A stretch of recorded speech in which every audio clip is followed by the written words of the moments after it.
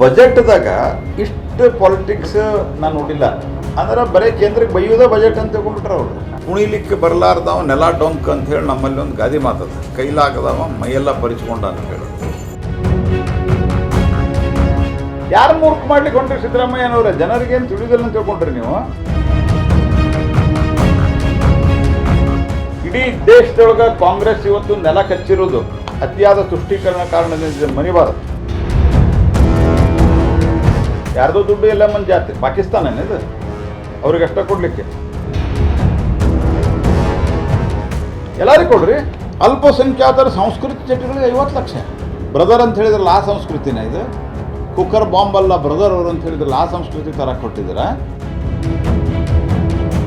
ಮುಸಲ್ಮಾನರಿಂದ ಮುಸ್ಲಿಮರಿಗೋಸ್ಕರ ಮುಸಲ್ಮಾನರಿಗಾಗಿ ಇರುವಂಥ ಬಜೆಟ್. ನಾವು ಸಬ್ಕಾ ಸಾಥ್ ಸಬ್ಕಾ ವಿಕಾಸ್ ಅಂತ ಹೇಳ್ತೀವಿ. ಅವ್ರೇನು ಹೇಳ್ತಾರೆ? ಒಬ್ಬರದ ವಿಕಾಸ ಅವ್ರಿಗೆ.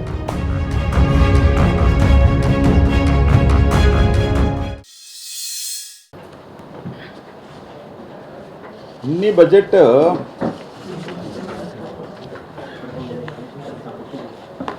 ರಾಜ್ಯದಲ್ಲಿ ಅಥವಾ ಕೇಂದ್ರದಲ್ಲಿ ಬಜೆಟ್ ಸೆಷನ್ಗಿಂತ ಮೊದಲು ಸಾಮಾನ್ಯವಾಗಿ ರಾಜ್ಯಪಾಲರು ಅಥವಾ ಕೇಂದ್ರದಲ್ಲಿ ರಾಷ್ಟ್ರಪತಿಗಳು ಭಾಷಣ ಮಾಡ್ತಾರೆ. ಆ ಭಾಷಣದ ಮೇಲೆ ಚರ್ಚೆ ಆಗ್ತದೆ. ಅದರೊಳಗೆ ಭಾಳಷ್ಟು ಪೊಲಿಟಿಕಲ್ ಪಾಯಿಂಟ್ ಬರ್ತಾವಿಲ್ಲ ಅಂತ ನಾನು ಹೇಳೋದಿಲ್ಲ. ಆದರೆ ಬಜೆಟ್ದಾಗ ಇಷ್ಟು ಪಾಲಿಟಿಕ್ಸ್ ನಾನು ನೋಡಿಲ್ಲ. ಅಂದ್ರೆ ಬರೀ ಕೇಂದ್ರಕ್ಕೆ ಬೈಯೋದ ಬಜೆಟ್ ಅಂತ ತಿಳ್ಕೊಂಡ್ಬಿಟ್ರೆ ಅವರು. ಕೇಂದ್ರವನ್ನು ಯಾಕಂದ್ರೆ ಕುಣಿಲಿಕ್ಕೆ ಬರಲಾರ್ದವ ನೆಲ ಡೊಂಕ್ ಅಂತ ಹೇಳಿ ನಮ್ಮಲ್ಲಿ ಒಂದು ಗಾದಿ ಮಾತದ, ಕೈಲಾಗದವ ಮೈಯೆಲ್ಲ ಪರಿಚ್ಕೊಂಡ ಅಂಥೇಳಿ. ಇವರಿಗೆ ಮಾಡಲಿಕ್ಕೆ ಆಗಿಲ್ಲ. ಹಾಗಾಗಿ ಪ್ರತಿಯೊಂದಕ್ಕೂ ಕೇಂದ್ರವನ್ನು ಬೈಯುವಂಥ ಕೆಲಸವನ್ನು ಮಾಡ್ತಾ ಇದ್ದಾರೆ. ಮತ್ತು ಕೇಂದ್ರದಲ್ಲಿ ಹಂಗಾದ ಕೇಂದ್ರದ GDP ಎಷ್ಟು ಜಾಸ್ತಿ ಆಗಿದೆ? ಕೇಂದ್ರದ ಬಜೆಟ್ಟಿನ ನಂತರ ಕೋವಿಡ್ನ ನಂತರ ರಾಜ್ಯ ಸರ್ಕಾರಗಳಿಗೆ ಬಡ್ಡಿ ರಹಿತ ಸಾಲ ನಾವೆಷ್ಟು ಕೊಟ್ಟಿವಿ? ಇಲ್ಲೂ ಸಹಿತ 11,000 ಕೋಟಿ ರೂಪಾಯಿ ಏನು ಈ ಸರ್ತೆ ಓವರಾಲ್ ಸಾಲದೊಳಗದ. ಅದರೊಳಗೆ ನಾವು ಬಡ್ಡಿ ರಹಿತ ಸಾಲ ಕೊಟ್ಟಿವಿ ಇಡೀ ದೇಶಾದ್ಯಂತ. ಅದೆಲ್ಲ ಸೇರೋದು ಕೇಂದ್ರದ ಸಾಲ ಇರೋದು.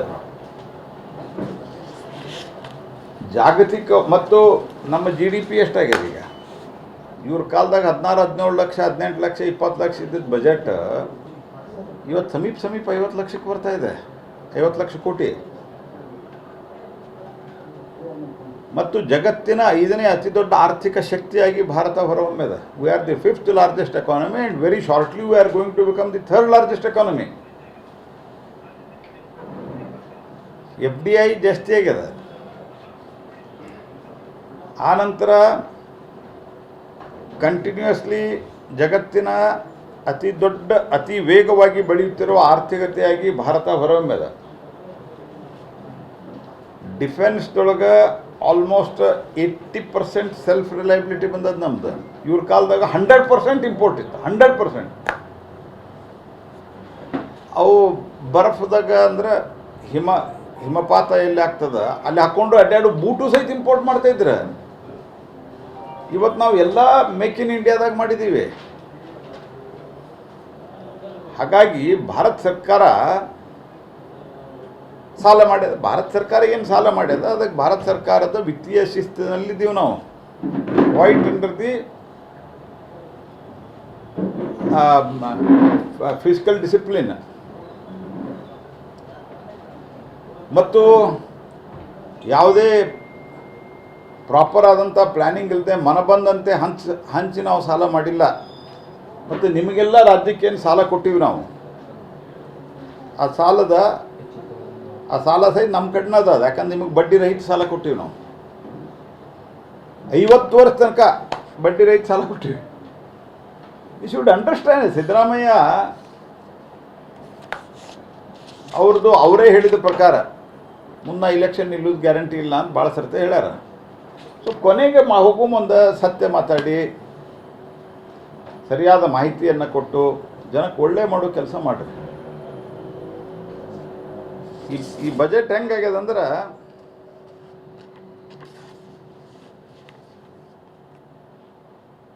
ಪಾಕಿಸ್ತಾನದಾಗ ಇವರು ಓದಿ ತಿಳಿದಿಲ್ಲ ಗೊತ್ತಿಲ್ಲ ನನಗೆ. ಅವರು ಓದಿದ್ದವ್ರು ಇವ್ರು ಕನ್ನಡದಾಗ ಓದ್ಯಾರ, ಪಾಕಿಸ್ತಾನದವ್ರಿಗೆ ತಿಳಿದ್ರೆ ನೋಡ್ರಿ ಇವ್ರದ್ದು ನಿನ್ನೆ ಕಂಟಿನ್ಯೂಸ್ ಓದಿದ್ದೀವಿ. ಇಷ್ಟು ಯಾರ ಬಗ್ಗೆ ಓದಿಲ್ಲ ಇಡೀ ಬಜೆಟ್ನಾಗ. ಸರ್ಕಾರಿ ಯೋಜನೆಗಳಲ್ಲಿ 2 ಕೋಟಿವರೆಗಿನ ಕಾಮಗಾರಿಗಳಲ್ಲಿ ಮುಸ್ಲಿಮರಿಗೆ ಮೀಸಲಾತಿ. ಯಾಕೆ? ನಮ್ಮ ದಲಿತ ಬಾಂಧವರಿಗೆ ಕೊಟ್ಟಿದ್ರು, ಓಕೆ ಕೊಡಬೇಕು, ಕೊಟ್ಟಿವಿ, ಕರೆಕ್ಟ್ ಅದ. ಉಳಿದವ್ರು ಕಸ್ಕೊಂಡು ಇವ್ರು ಕೊಡೋರಿಗೆ 2 ಕೋಟಿವರೆಗೆ ಅವ್ರಿಗೆ ಮೀಸಲಾತಿ ಅಂದ್ರೆ ಉಳಿದವ್ರು ಏನು ಮಾಡ್ಬೇಕು? ಸಣ್ಣ ಪುಟ್ಟ ಕಾಂಟ್ರಾಕ್ಟರ್.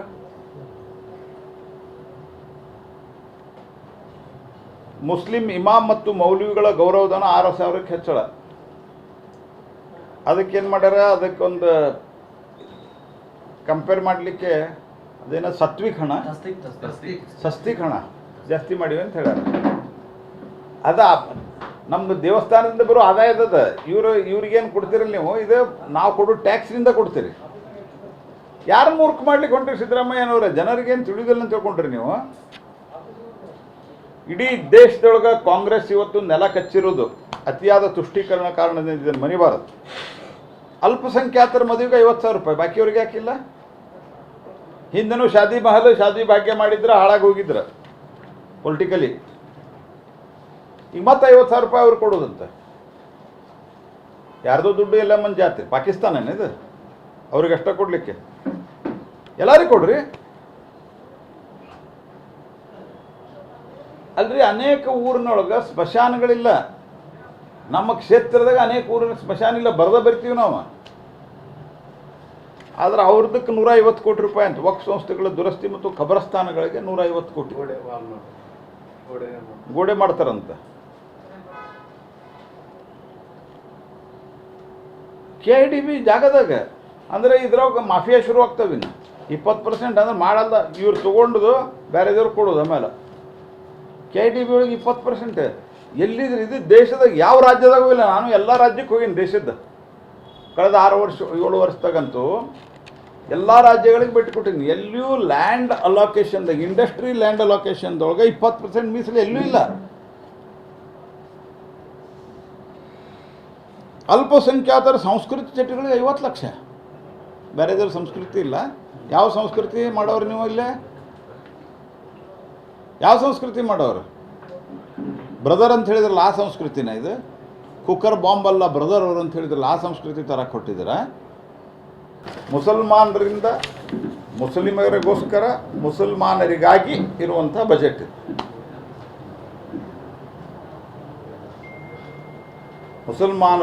ಮುಸಲ್ಮಾನರಿಗೋಸ್ಕರ ಮುಸಲ್ಮಾನರಿಂದ ಆಗಿರುವಂಥ ಬಜೆಟ್ ಇದು.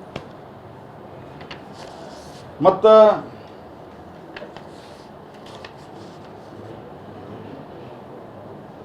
ನಾವು ಸಬ್ಕಾ ಸಾಥ್ ಸಬ್ಕಾ ವಿಕಾಸ್ ಅಂತ ಹೇಳ್ತೀವಿ. ಅವ್ರೇನು ಹೇಳ್ತಾರೆ? ಒಬ್ಬರದ ವಿಕಾಸ ಅವ್ರಿಗೆ.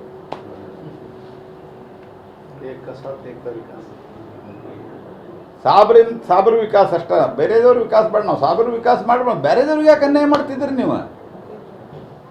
ಅವ್ರಿಗೆ ಕಾಂಟ್ರಾಕ್ಟ್ ಕಸ್ಕೊಳ್ಳೋದು, ಅವ್ರಿಗೆ ಹಾಸ್ಟೆಲ್ ಇಲ್ಲ,